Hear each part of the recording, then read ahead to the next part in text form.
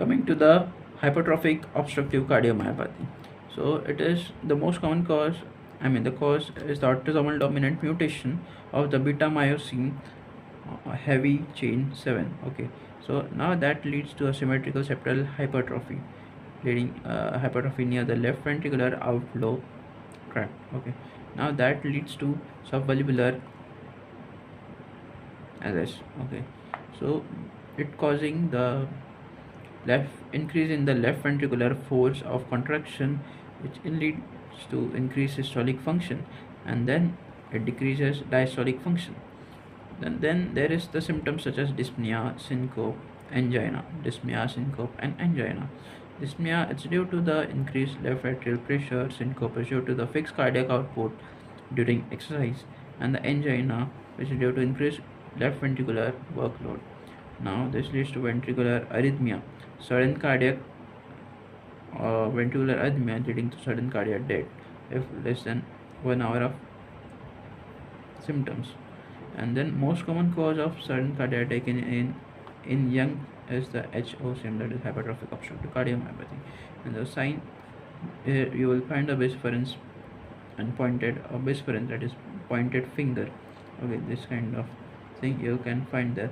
Now the reverse pulses paradoxes, systolic blood pressure increases. Okay, so then we have the JVP increase here. The wall is moving to the right ventricles. Now the right ventricle compression by hypertrophical septum leads to, also called as Bernheim's effect. Apex is double. Heart sounds S4 plus left ventricular stiffness could be here. Murmur such as ejection systolic murmur. Ejection systolic murmur. The site here is the 3 to 4 lower intercostal space, left intercostal space, and the radiation there is nil. Factors are the increased contractibility leading to increased murmur, decreased preload leading to increased murmur, decreased afterload increases the murmur.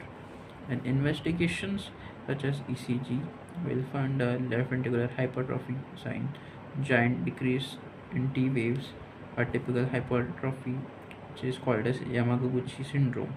Now echo is the banana shaped left ventricular cavity. Treatment here gives initial is beta blocker and then calcium channel blocker. Then we have to decrease the sudden cardiac death risk. We can use amiodarone implantable cardioverters or defibrillator in surgery, such as ethanol induced sclerosis.